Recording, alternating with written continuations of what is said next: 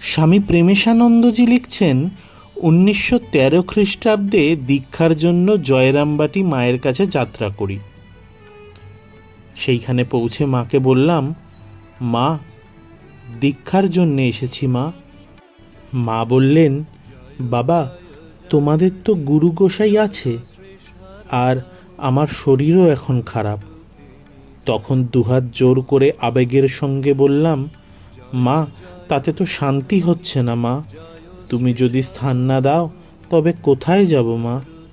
মা বললেন, আচ্ছা বাবা, কাল হবে।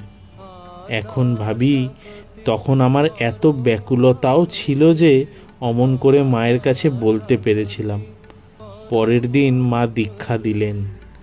কুলগুরু যে মন্ত্র দিয়েছিলেন সেই মন্ত্রই একটু অদল বদল করে দিলেন, কিন্তু দীক্ষার সময় মা কুলগুরুর কাছ থেকে পাওয়া মন্ত্র জিজ্ঞাসা করেননি, নিজেই ঠিক করে দিয়েছিলেন।